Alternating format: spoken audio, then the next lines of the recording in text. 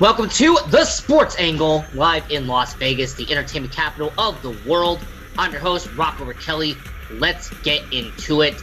It is Football Friday. The NFL draft, a major shakeup, hit the NFL world. We'll talk about, the NFL draft and all that in the second segment.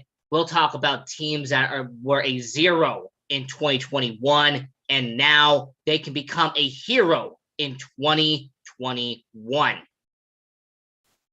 But in the first segment, to start out this show, we're going to talk about the quarterbacks of the NFL draft. And more importantly, we're going to talk about where could these quarterbacks go in the 2021 NFL draft. Now, Trevor Lawrence is going to be the obvious, no-brainer, duh kind of pick. Trevor Lawrence is going to go to the Jacksonville Jaguars. That's something that I believe a lot of people have kind of already seen from a mile away. That is a scenario that has been around for the last 15 months. Whoever gets the number one overall pick will get Trevor Lawrence. And with Urban Meyer and with all of that situation that's going on in Jacksonville, Trevor Lawrence is going to be the future. Trevor Lawrence is going to be the guy out there in Jacksonville. But what about the rest of the first round? What about Justin Fields? What about Trey Lance? What about Zach Wilson from BYU? Where could those quarterbacks go? Because I want to address Zach Wilson very quickly. With the San Francisco 49ers earlier today moving up into the top 5, the San Francisco 49ers making that brilliant move to go from middle of the NFL draft to now being one of the top picks. Could Zach Wilson be the quarterback the San Francisco 49ers are pursuing? Could the kid from BYU be the guy that the 49ers want to replace Jimmy Garoppolo? More importantly, what is that going to do to Jimmy Garoppolo itself? Because understand that Jimmy Garoppolo has been their franchise QB for the last couple of years, but there has been reports, there's been speculation that Jimmy Garoppolo is on his way out and he'll be taking his bags maybe to New England. Maybe he'll be taking his bags and he'll be going down to Minnesota, or he'll take his bags and go down to Houston. But with the 49ers, could they be the second team that drafts a quarterback and takes Zach Wilson from BYU, or will the team ahead of them in the New York Jets take Zach Wilson? Now, Sam Darnold is a raw, talented quarterback. All right, he has that raw ability. But I want to make one thing clear. And I've said this on this show once, and I'll say it on this show again. If they are not 1,000% sold on Sam Darnold, the New York Jets will take Zach Wilson and ship Sam Darnold someplace else. The only way they are not going to draft a quarterback with that second overall pick in the NFL draft is if the management, the front office, the executives, the guys that wear those suits are so determined that Sam Darnold is their guy that they will take a wide receiver to get him a weapon. They will draft the best offensive lineman, Penny Sewell, in the second overall pick to protect Sam Darnold. But it all depends on what they believe in Sam Darnold. So with Zach Wilson, he can go to New York. He can go to San Francisco. I'm going to give my angle, and I'm going to say that Trevor Lawrence is going to go one to the Jaguars. Zach Wilson is going to go to the 49ers. The Jets are going to pass. They are going to be sold on Sam Darnold. They'll take Penny Sewell from Oregon, and they will have Zach Wilson fall into the 49ers' lap with the third overall pick. Now, the next quarterback on the list is Justin Fields. Now, I understand that there are people out there who look at Justin Fields and go, where is he going to go? There are some people who think that he could be a top draft pick in San Francisco. There are people who suspect maybe he'll go to Atlanta. I mean, there's been possibility the Philadelphia Eagles might take another quarterback in the draft. Detroit Lions might draft somebody just in case the Jared Goff experiment fails. Where is Justin Fields going to go? I'm going to say that my angle is that the Justin Fields, he is going to go to the Atlanta Falcons. All right, he had a career at Georgia. Yes, he transferred over to Ohio State, but understand that Matt Ryan's career is coming to an end. He has been with the Atlanta Falcons entering his 14th year with the organization. Matt Ryan will always be, he'll always be a legend in Atlanta. And I'm not saying that the Atlanta Falcons organization isn't grateful for what he does, but the NFL is, what have you done for me lately? The Atlanta Falcons, Matt Ryan, that was over 4 years ago when he went to that Super Bowl. So let's not pretend that it has been only a year ago. Oh, it only happened shortly. No, it happened 4 years ago when the Atlanta Falcons lost to the Patriots in the Super Bowl. What I want to explain to everybody here is that Matt Ryan, with his age and the fact that they had the 4th overall pick, this might be the only time they ever get a chance to find his replacement and allow Matt Ryan to mentor and allow Matt Ryan to help the franchise by getting a quarterback to replace him in the 2021 NFL draft. Justin Fields from Ohio State seems like that guy. He seems like that type of player where, you know what, I am going to go here. I'm going to make a statement. I'm going to do what is best for business. If I had to give a alternate, if I had to give a secondary pick at the number 7 with the Carolina Panthers, I would say that they would most likely be the next team that would draft Justin Fields. So it's either going to be 4 at Atlanta or it's going to be at 7 with Carolina. Now, Mac Jones and Trey Lance are interesting. I mean, their draft stock has been all over the place. I have Mac Jones going to the Carolina Panthers if Justin Fields already goes to Atlanta. Understand that Mac Jones being under Teddy Bridgewater, it would be a solid move for Carolina to make because they need a quarterback that's on the younger side. Teddy Bridgewater is entering year number 8 in the NFL. When you've been in the NFL for 8 years, you're no longer this young, raw, promising talent. You've been there for a while. So when it comes to Teddy Bridgewater, he's now the veteran quarterback. Mac Jones would be the young, upcoming quarterback that you would have be on the bench for a year. But I believe Carolina with Christian McCaffrey, with all the weapons they have in Carolina, Mac Jones would be a solid pick. And then Trey Lance, the final outlier on this equation. Now, Trey Lance could go anywhere in the middle of the NFL draft. I mean, there are so many teams that need a quarterback. Chicago Bears, they do not have a young guy. They could go after him. Washington football team, they need a young quarterback. They could go after him. There are teams out there that are pursuing a young quarterback. The New Orleans Saints to replace Drew Brees. If they don't trust Jameis Winston and or Taysom Hill, they could go get a quarterback. Ben Roethlisberger, he's on his last legs. Do the Steelers try to go get a quarterback? But I'm going to say that the New England Patriots are going to go get Trey Lance with the 15th overall pick. The New England Patriots, Cam Newton, he is going to be the definition of a filler. Cam Newton is going to be the guy that is a transitional quarterback. You had Tom Brady, one of the greatest quarterbacks of all time. Cam Newton is what I'm going to call it how I see it, folks. Cam Newton is a 2-year gap.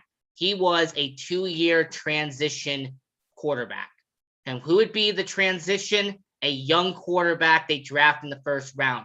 For the first time since 1994, the New England Patriots would draft a quarterback in the first round. Trey Lance has everything that a quarterback like Bill Belichick wants. Trey Lance has the arm. He has the mobility. He has the ability to make plays when there is plays that have not been developed. Trey Lance can do it all at North Dakota State. All he needs is a right team and the right coach. And the New England Patriots would most definitely have the right coach and the right team to get the job done. Trey Lance at 15. I have Mac Jones at 8. I have Justin Fields at 4. Zach Wilson at 3. And I have Trevor Lawrence at 1. But I want to know what you think. I want to know your opinion about the quarterbacks in the NFL draft. Do you agree? Do you disagree with the fact that Trevor Lawrence will go number 1? What about Zach Wilson from BYU? Will he go to the 49ers? Is he the reason the 49ers moved up in the 2021 NFL draft? What about Justin Fields? Are the Atlanta Falcons confident in the Justin Fields era transitioning from the Matt Ryan era? Mac Jones, very solid guy from Alabama. Tua last year was a first-round pick by the Miami Dolphins. Will it be the same this year? And Trey Lance going number 15 with the New England Patriots. Would you think that's a solid move? Do you believe that Bill Belichick would take a chance on a guy that comes from a small school like North Dakota State? Now, what we're going to do here on the Sports Angle is we are going to come back from the break and we are going to go into the NFL draft. We're going to talk about teams that could make a big impact in the 2021 NFL draft. And we're going to talk about the breaking news that hit the NFL this morning, the cause and effect of the 49ers moving up from 12 into the top 5 in the 2021 NFL draft. This is the Sports Angle. I'm your host, Rocco Rachiele. We'll be back after this. Don't go anywhere.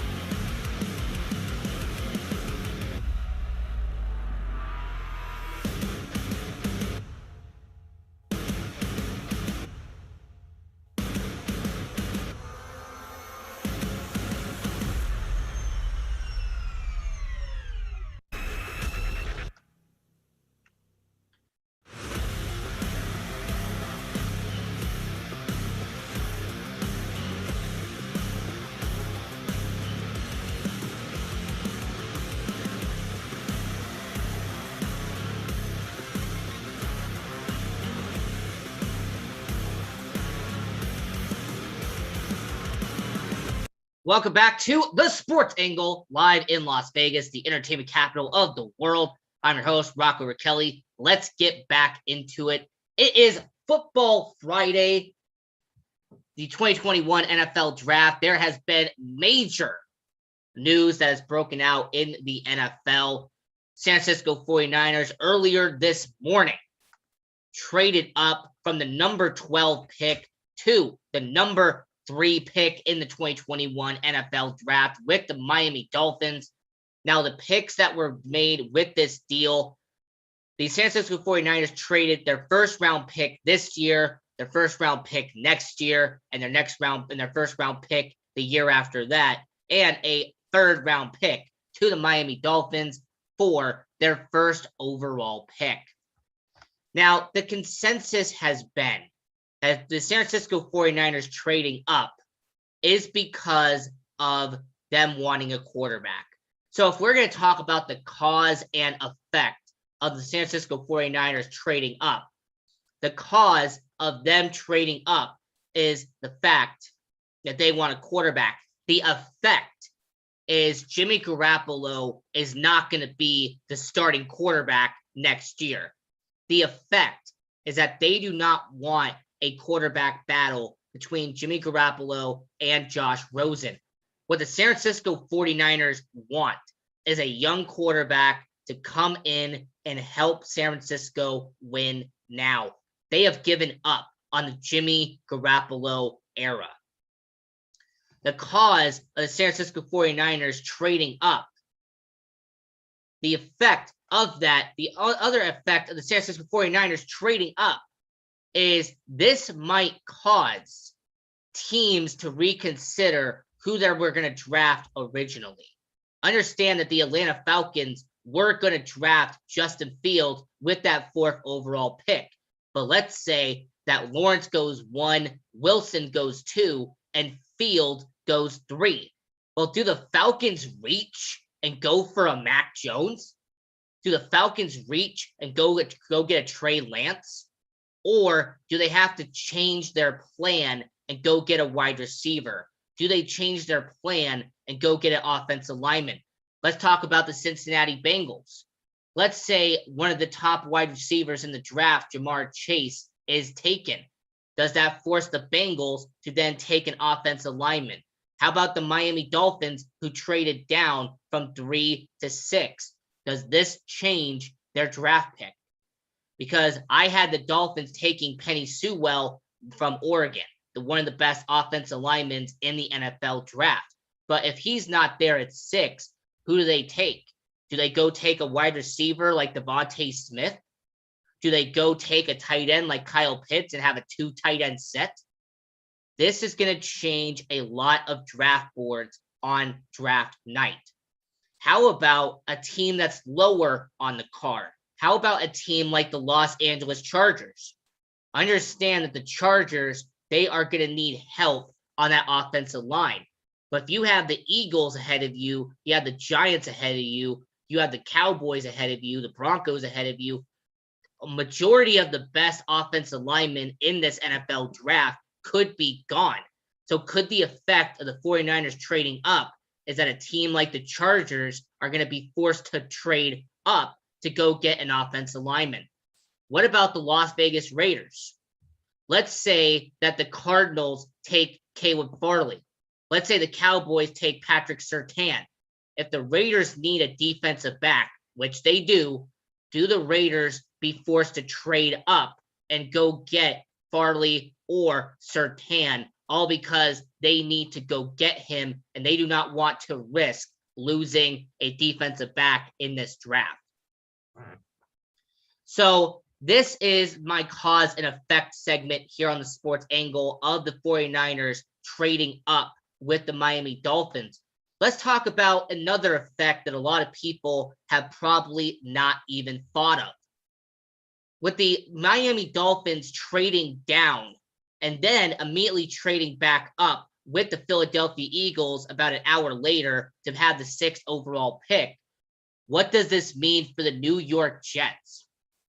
Let's say the Jets are 1,000% sold on Sam Darnold. Let's play this theory out.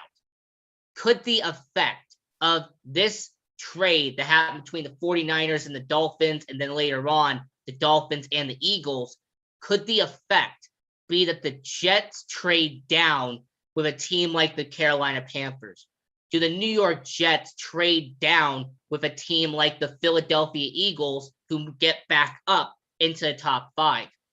Could there be a scenario where the New York Jets trade that second overall pick to get more draft capital with a team like, let's say, the Tennessee Titans, or let's say a team like the Miami Dolphins? They trade back up and they go get the offensive lineman Penny Sewell from Oregon. How about the New Orleans Saints? If they're desperate enough, would they be able to make a trade with the New York Jets later in the draft to move up a couple of picks and get who they want? The New York Jets could be a team that looks at the trade that happened today and wonder, all right, the 49ers just gave up a trio of first-round picks to move up from 12 to 3. Well, I wonder how many picks my second overall pick will be. Could I get 4 first-round picks for the second overall pick? How many first-round selections could I get for a team that's desperate enough to get a quarterback? If I'm the New York Jets, I'm calling up the Carolina Panthers, and I'm wondering how many draft picks they're willing to trade to get Zach Wilson. If I am a team like, for example, the Atlanta Falcons, if you do not believe that you need a quarterback, and you know there's teams that are going to desperately need one, well, if you had the 4th overall pick, could the Atlanta Falcons trade down with a team like the Minnesota Vikings, who need a quarterback if Kirk Cousins is not their franchise guy? How about a team like the Pittsburgh Steelers, who is desperate to get a quarterback to replace an aging Big Ben? Would they call up a team like the Atlanta Falcons? Would they call up a team like the Arizona Cardinals in the middle of the draft and get a trade up to get a quarterback? This is the cause and effect that could happen here. The cause and effect of the 49ers of what happened today is that the Jets can see how much draft capital the 49ers gave up, and they'll try to see how much draft capital the second overall pick will be. But let's not stop there. Let's go even crazier here on Football Friday. How about the Jacksonville Jaguars with the first overall pick? Yeah, Jacksonville Jaguars with the number 1 overall pick. What if they said, with the number 1 overall pick, if you give us 4 first-round picks, maybe you give us 3 first-round picks and 2 second-round picks and maybe 2 third-round picks, you can go get your quarterback of the superstar named Trevor Lawrence. How crazy would that be? That the Jacksonville Jaguars, the team that for the last 10 months saw Trevor Lawrence and had stars in their eyes, what if they traded down for a team that needed a quarterback? What about the Denver Broncos? What if the Denver Broncos are not sold on Drew Lock? Would they be willing to give up all that draft capital to go get the Wonder Boy from Clemson known as Trevor Lawrence? I mean, can you imagine all the people out there in Denver wearing those number 16 jerseys with Trevor Lawrence on the back? What about the New York Giants? Big lights, big city. You have the New York Giants out there in New York, well, New Jersey, but they call themselves New York. The New York Giants, if they're not sold on Daniel Jones, what if they made the biggest trade of the last decade? What if the New York Giants traded up, gave up all that draft capital to take a quarterback named Trevor Lawrence from Clemson? For all the Giants fans who are listening, how excited would you be to have Saquon Barkley, to have Kenny Golladay, to have an upgraded offensive line, and you would have the biggest quarterback to come out of the New York Giants organization, since ironically, Eli Manning, who you also traded up for 15 years ago. So, how fitting would it be that history would repeat itself out there in New York? But let's not stop there. What about the Washington football team? I mean, everybody knows that Washington needs a solidified quarterback. You have Chase Young, you've built up that defense, but you really don't have an anchor on offense. Well, you do have draft capital. You have a lot of draft capital. So what if the Washington football team made a blockbuster, a stunner, and they traded up with the Jaguars to get the #1 overall pick? How many people out there in Washington would be excited to see Trevor Lawrence and Chase Young be two of the superstars out there in Washington?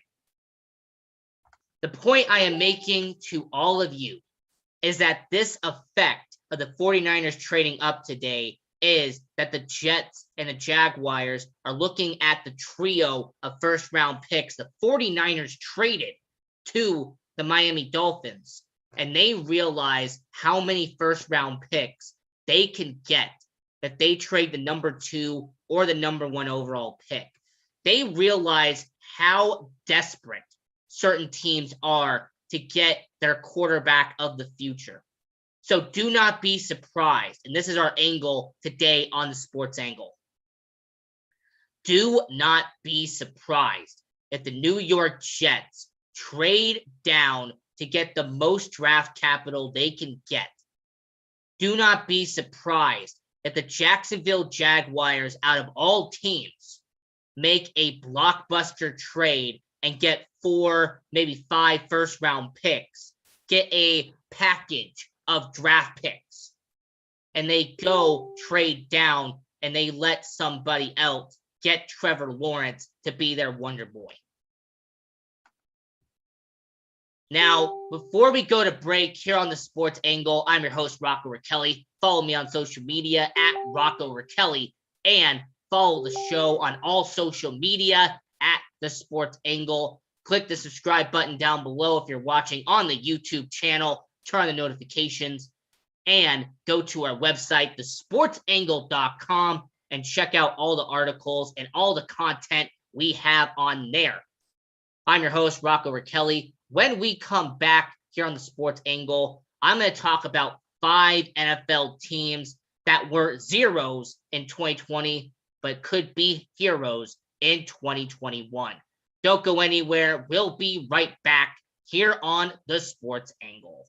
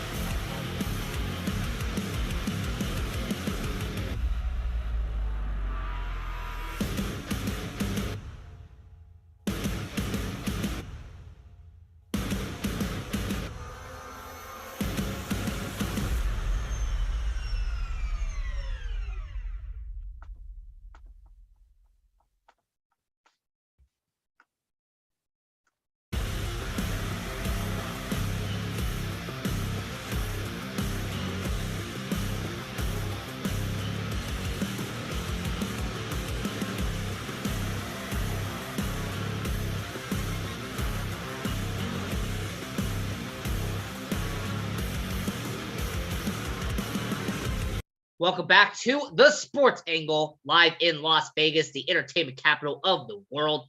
I'm your host, Rachiele. Let's get back into it. The 2021 NFL season, it is going to be entertaining. It's going to be one of the best seasons in the NFL. And before we get into the 5 teams that I believe are going to go from zero to a hero, I'm going to read the comments about the 2021 NFL draft. After all, it's not just my angle, it is your angle live here on the Sports Angle. Agree, most of the first round draft order changes, right? It's going to make sense. When you have a team that gave up a trio of first round picks, it makes sense that you are going to have teams that are now going to look and say, you offered that much to go from 12 to 3. So how much would you be willing to give up to go to 2? How much are you willing to give up to go to 1? Absolutely, I agree with you there. Also, agree, effect also is changes draft for others. And I understand that 100%. I mean, the fact that you have all these teams that are going to be desperate for a quarterback, you're going to see massive changes on the NFL draft order. Now, in 2021, there are teams that are going to be great. There are teams that are going to be good. There are teams that are going to be average. And then there are teams that are going to be absolute crap. And every single year, you will find a couple of teams that go from being absolute crap to being good in the span of a year. I mean, just take a look at the NFL landscape the last 2 seasons. The Buffalo Bills went from being an average, mediocre team to now being one of the best in the NFL. The Cleveland Browns went from being a laughingstock to now being a legit playoff team. How about we talk about the Houston Texans? How a couple of years ago, they were at the bottom of the cellar, but then they rose to prominence just to fall off a rock performance-wise. The NFL is all about change and what are you going to do for me now? So this segment here on the Sports Angle with your host, Rachiele, we are going to talk about 5 NFL teams that were 0 last year, that were this low on the bar, but now they are going to rise to here in 2021. The first team that I'm going to say is going to go from a 0 to a hero is the New England Patriots. That's right. They're not done. They're back. The evil empire strikes again. The Patriots have made some very solid moves this offseason. They have one of the best defenses in the NFL. Offense is a bit shaky, but they have brought in wide receivers. They brought in a 2 tight end set. Their offensive line has been built solid. I don't think they're going to surpass the Buffalo Bills. I'm not saying that at all. But I believe they're the first team that missed the playoffs last year, was a very mediocre team last year in New England. Well, this year, they are going to be an above 500 team. Don't be surprised if the New England Patriots are back in the playoff picture in the NFL. Staying in the AFC, the second team I have that was a 0 and is going to be a hero next year, a team that I think will actually give the Kansas City Chiefs a fight, will give them a good old-fashioned bar down brawl, and that is the Los Angeles Chargers. Justin Herbert is the quarterback of the future in LA. Their running game is solid. They have really good wide receivers on the outside. Their offensive line is being steadily built in LA, and their defense is a question mark, but they have been trying to fix that this offseason. If Justin Herbert progresses like he's supposed to, Justin Herbert and the Los Angeles Chargers will be the second team that goes from a 0 last year to being a hero this year. So as we're talking about NFL teams that went from being a zero to being a hero from 2020 to 2021, here on the Sports Angle, I'm your host, Rachiele. We're going to shift over to the NFC. The next team I have on my list is the Minnesota Vikings. Kirk Cousins is a game manager, but he's one of the best in the NFL. Dalvin Cook is a great running back, top 5 in the NFL. Adam Thielen is a clutch wide receiver. You have one of the best up-and-coming guys in Justin Jefferson, and your offensive line has been steadily built to create running lanes for Dalvin Cook. Your defense has been questionable. You lost Harris. You lost Yannick Ngakoue. You have lost players on that side of the ball. But then bringing back guys like Alexander, bringing back guys like Smith, having players on the defense out there in Minnesota still is going to matter. You also have a really solid front four out there in Minnesota. Danielle Hunter is going to be a really solid guy out there on the D-line. So with the Minnesota Vikings, they're the next team I say is going to be a hero team that was a zero last year. The fourth team I have on the list, I have the San Francisco 49ers. Last year, they were injury plagued. Almost half the roster was either with COVID or was on the injury with ACL tears and elbow injuries and shoulder injuries. The San Francisco 49ers finishing 6-10, even with all those injuries, should have told you how good they are. They still have an elite defense. Their offense is well built. Their offensive line is solid. Their running backs are efficient. They have a wide receiver core that can get the job done. And they have a top 5 tight end in George Kittle. So as long as they fix the quarterback situation, it could be Jimmy Garoppolo, could be Josh Rosen, or with them trading up, it could be Zach Wilson and or Justin Fields. Whoever the quarterback is, I believe they will get the 49ers over the hump and they will be a winning team once again. And the fifth and final team I have on the list is the New York Football Giants. I understand that this is going to surprise people. There are going to be people out there with their jaws dropped going, you picked the Giants out of all teams? Absolutely 1,000% yes. I'm going to explain to you why. Daniel Jones, I have not given up on him. Daniel Jones, I believe, still has that talent in him. He still has the ability to be a good franchise quarterback in the NFL. He has the talent. Yeah, he's not a runner. He's not a guy that's going to break out for a 40-yard run and trip and fall. That is not who Daniel Jones is. What Daniel Jones is a guy who's in the pocket. He uses his vision, and he gets the ball out of his hands. That is who Daniel Jones is. You're going to have Saquon Barkley back, hopefully healthy this time, for a full 17-game season.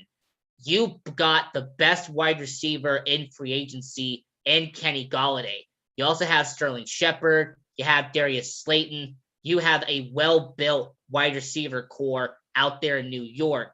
And your tight ends, you have a 2 tight end set, which is very solid in New York. You have spent capital on your offensive line to build that up. Your defense is questionable, and I'm not going to say it isn't. However, I'm not going to say that you have a terrible defense. Yes, you have Logan Ryan. Yes, you have Adoree Jackson. Yes, you have guys like the safety Jabril Peppers. The New York Giants have pieces on defense that can make them a good defensive core down the line.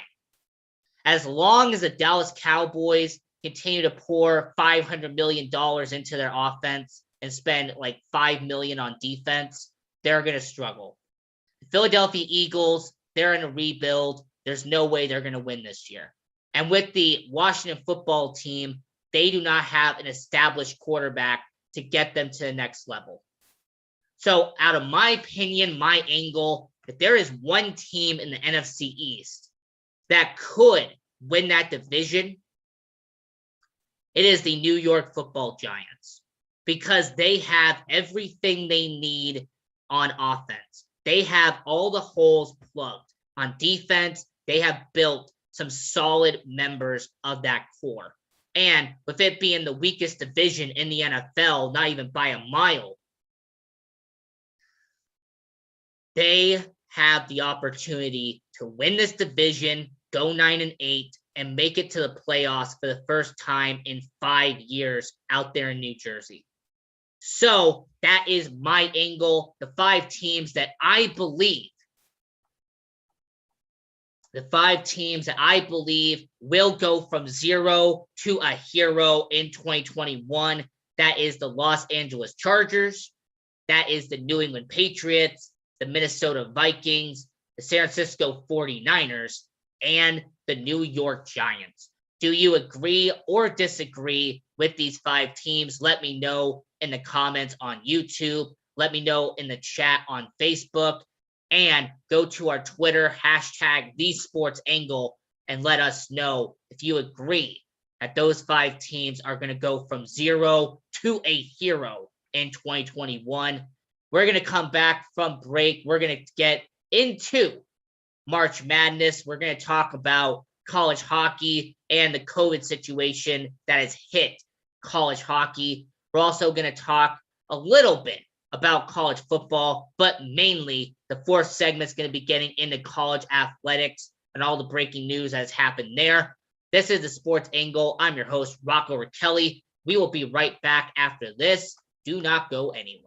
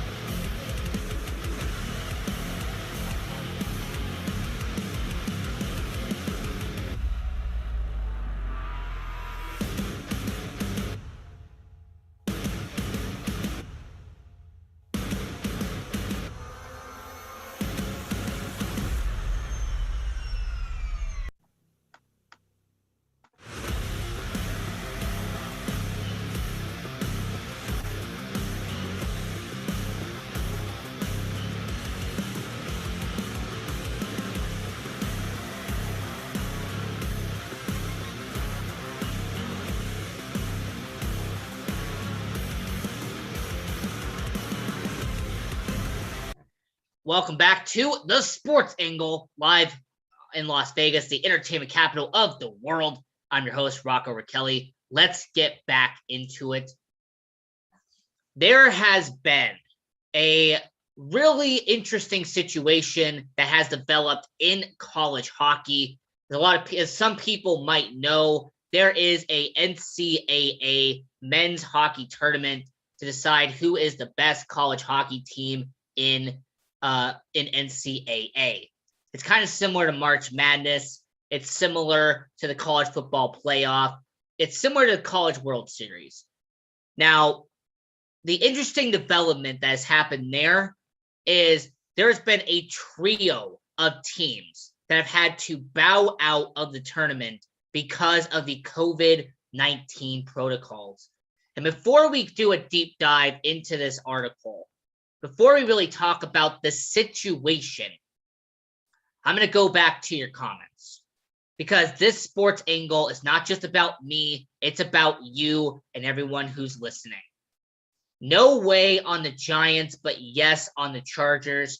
You know what? I can respect your confidence, but I will respectfully disagree with how weak the NFC East is. The New York Giants should be able to get the job done. I like that you agree with the Chargers. I think the Chiefs are going to be in a little bit of a decline this year. The Raiders are going to be the definition of average. So the Chargers should take advantage of that. But now getting into this conversation about the NCAA men's hockey tournament, it was announced that the Michigan Wolverines, the number 2 seed in the tournament, would not be able to compete due to a positive COVID-19 test.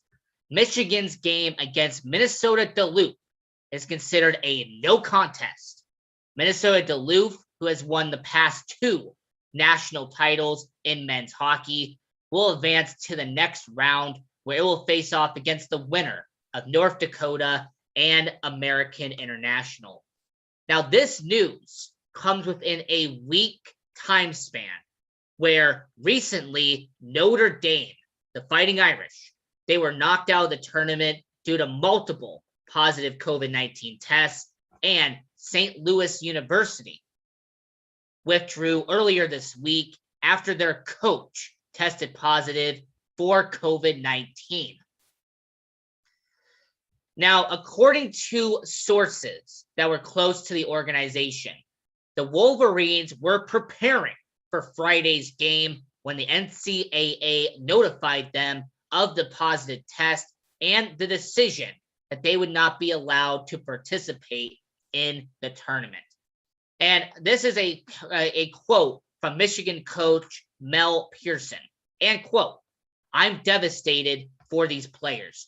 These student athletes have done a wonderful job all year of making sacrifices to get to this point of the year."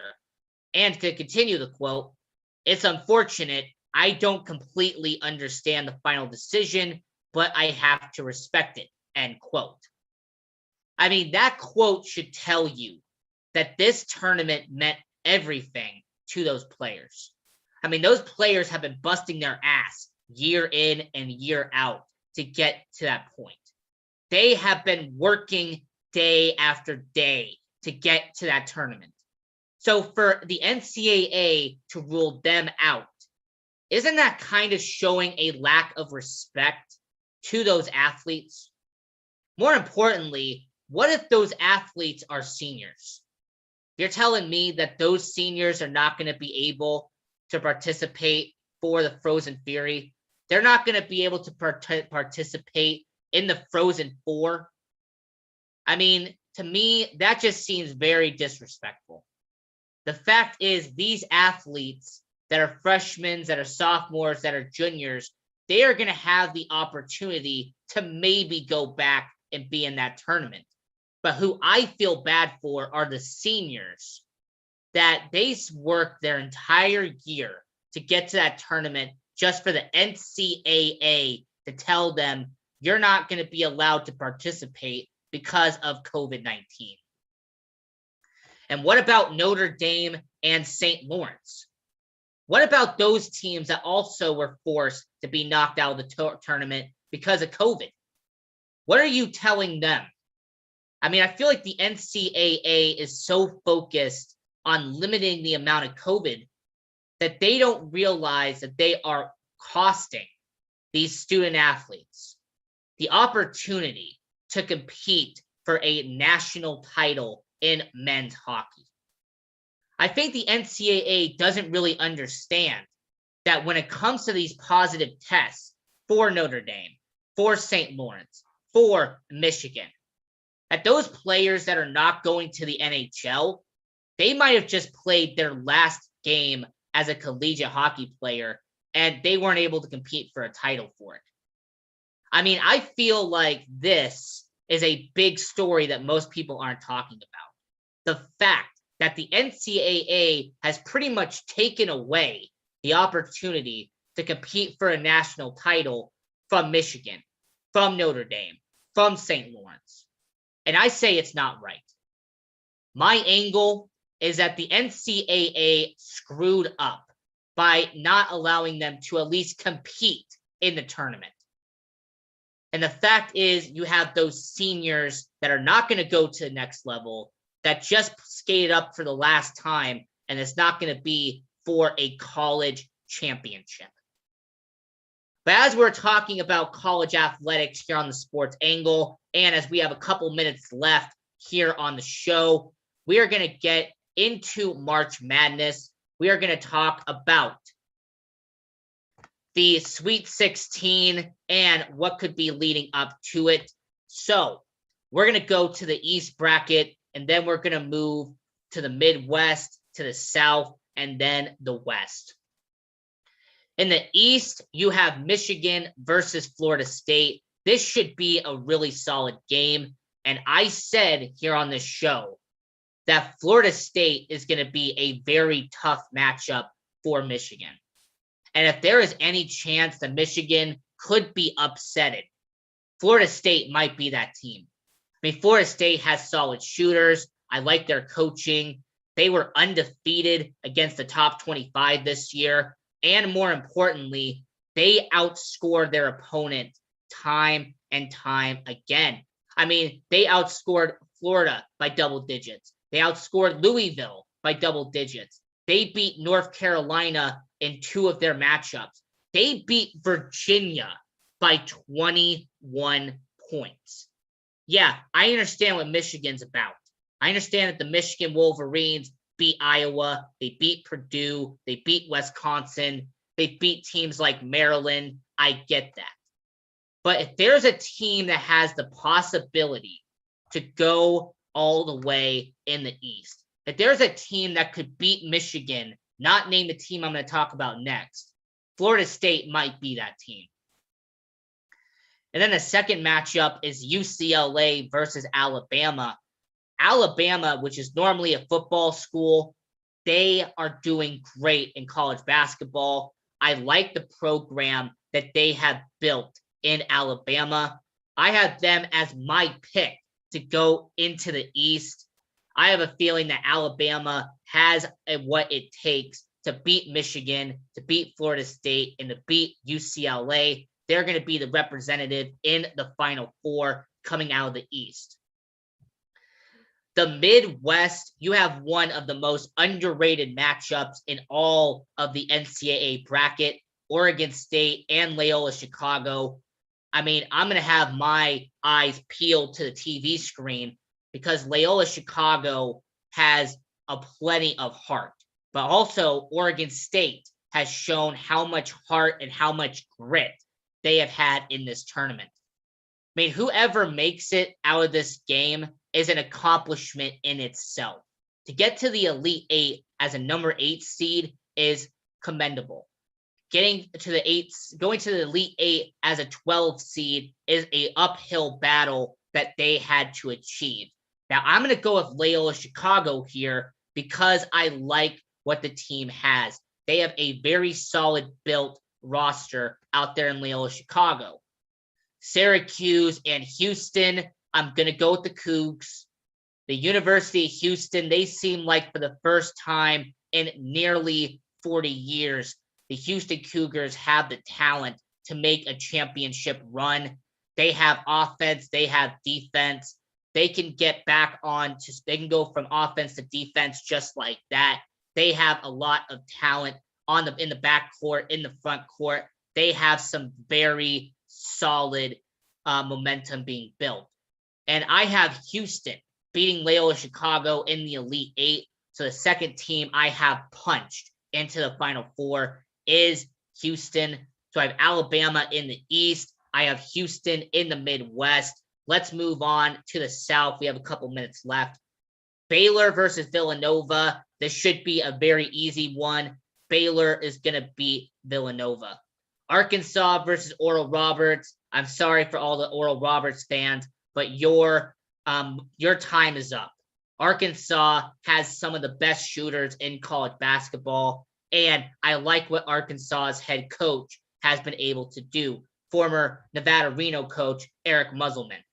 And this is one of the toughest matchups I am going to have to talk about, but I have to stick with Baylor. I believe that Baylor has all the momentum. They have one of the most talented rosters. In fact, I would say probably the most talented roster from top to bottom in college basketball. So I have the South being Baylor, the Midwest being Houston, and the East being Alabama, and the West. I'm going to go with a shocker here. It's not going to be Gonzaga.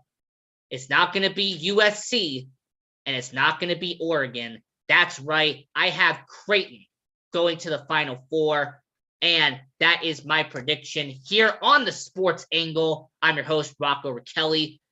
We are here Monday through Friday, 6 p.m. on YouTube, on Facebook, on Twitter, Instagram, Reddit, all social medias at the Sports Angle. Follow all of that, and follow your host at Rocco Rachiele on Twitter. And check out thesportsangle.com. We have articles, live stream, audio, video. We have everything we need on the website at the Sports Angle. I'm your host, Rocco Rachiele. So long, everyone. Have a great weekend and rock on.